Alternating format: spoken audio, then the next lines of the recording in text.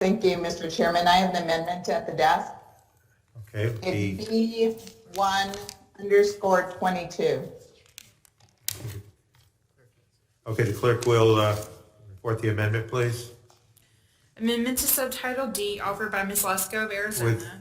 Without objection, the reading of the amendment will be dispensed with, and Representative Lesko is now recognized for 5 minutes, please. Thank you, Mr. Chairman.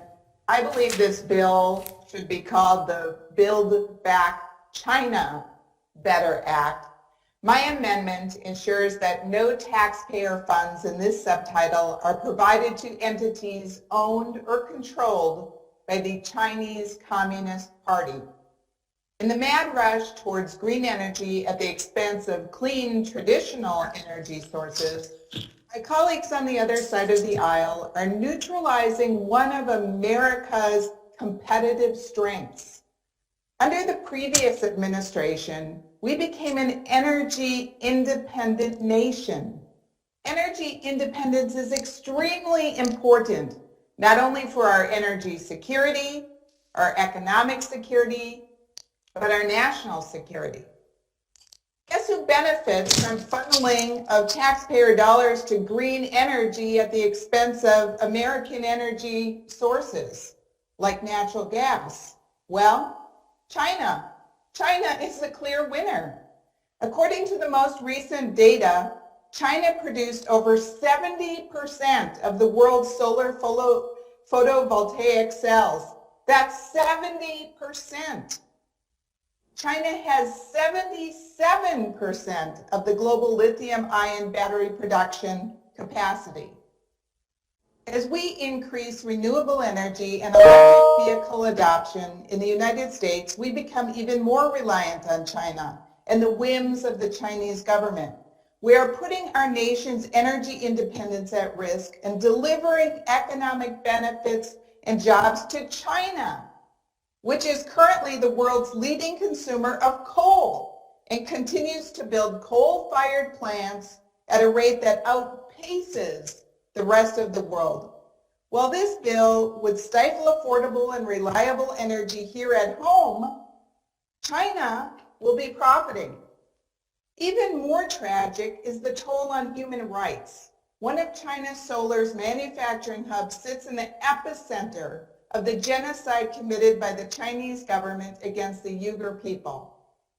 I want to share with you an alarming example of how integrated some of America's green energy products are to the Chinese government.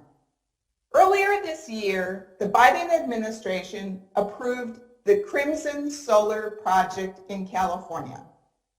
According to Boston University's database on Chinese foreign direct investment, the investing company listed for the Crimson Solar Project is Canadian Solar, which is headquartered in Canada, but maintains significant manufacturing operations in China and did not sign a pledge against the use of forced labor in solar panel manufacturing.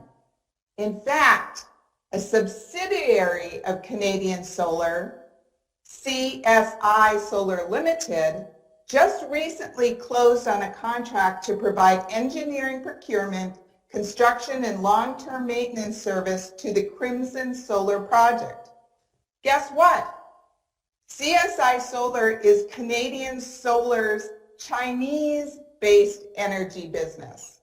CSI Solar is in the process of listing CIS Solar on China's Shanghai Stock Exchange, subject to Chinese rules and regulations. According to a 2015 article from a finance website, I quote, "Canadian Solar certainly has its share of risks, magnified by its complex Canadian-Chinese structure.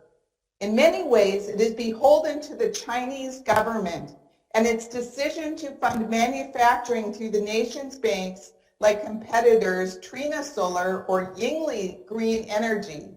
In that respect," and again I quote, "and based on where its employees are located, this is more of a Chinese company than a Canadian company." My amendment simply ensures that none of the taxpayer funds in this subtitle go to entities owned or controlled by the Chinese Communist Party. If my colleagues want to go down the road of less energy reliability and affordability, at least the least we can do is make sure that taxpayer funds aren't going to a country that profits off of human rights abuses.